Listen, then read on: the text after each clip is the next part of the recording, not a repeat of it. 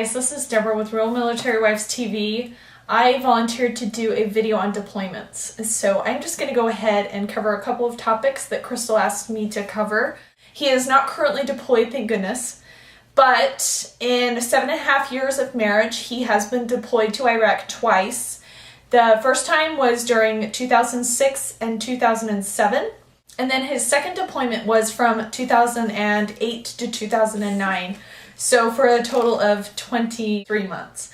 And my son really wanted to film a video with me today. So, first of all, if you go to USPS.com, you can actually receive free flat rate boxes. If you go to all products and services, go under where it says, what would you like to do? And then click on order and get shipping supplies.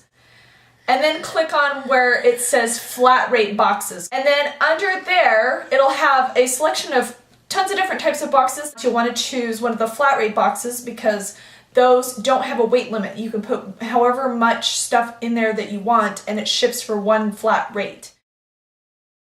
I would usually send Twizzlers and gum and stuff that doesn't have the ability to melt. So I would also send like reading materials, send them extra stuff that they can share with some of their buddies because some of their buddies aren't getting stuff in the mail. Just send them a letter. You don't even need to send them a package. You could send them a letter once a week, maybe a big package once a month.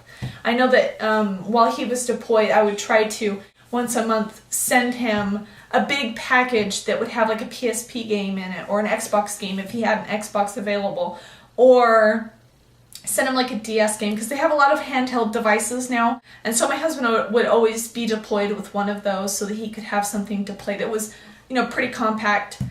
I would make it a thing to send handwritten letters and cards saying that I missed him, DVDs of him especially because he was growing. So I would take videos of my son, I would put them onto the computer and then burn them onto a DVD and send them to him.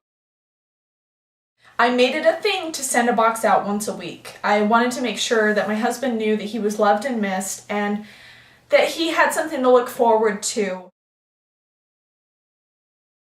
And this is a really important subject for a lot of different reasons. And obviously you need to communicate with your husband. And I realize that not everyone can communicate with their husband in a lot of cases because this all depends on your husband's job. During my husband's first deployment, he actually had a different job than he has now. So his first job was actually more demanding physically. So he actually had a lot more missions. So he didn't have the opportunity to talk to me as often as he did the second deployment. So I kind of got an idea of what it was like to talk to him less and what it was like to talk to him more frequently. But fortunately for both deployments, I think I lucked out because I was actually able to talk to him quite frequently, both on the phone and the internet. So Skype, I don't even think existed back during our last deployment. I would definitely take advantage of Skype.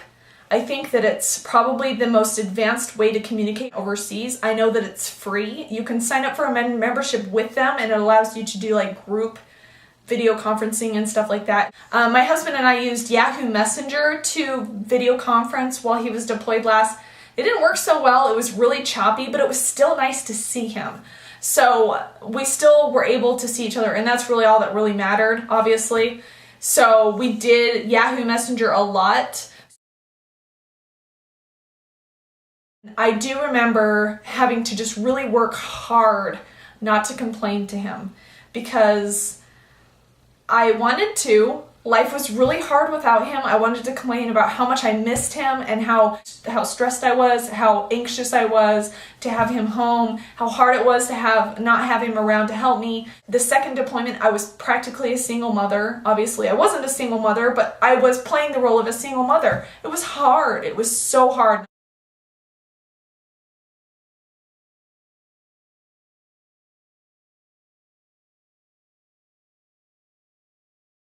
I really would just try my hardest not to complain, and I think that's probably the best advice that I could give you guys is to not add to the stress that he already has, because the last thing you want is to add to the stress that he already has.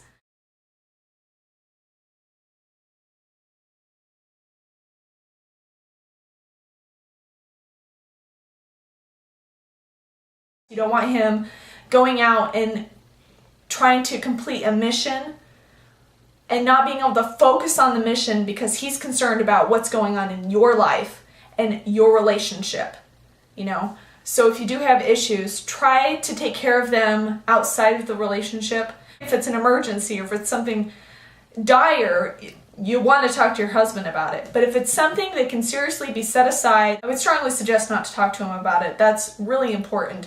And I had to put myself in check a lot when my husband was gone. I had to think to myself, is this really something I need to talk to him about now? Is it really worth arguing with him over now? Putting his life in danger even more than it already is so that I can feel better, you know? No, it usually never was. I think that's about all the advice that I would give you guys. Deployments are difficult.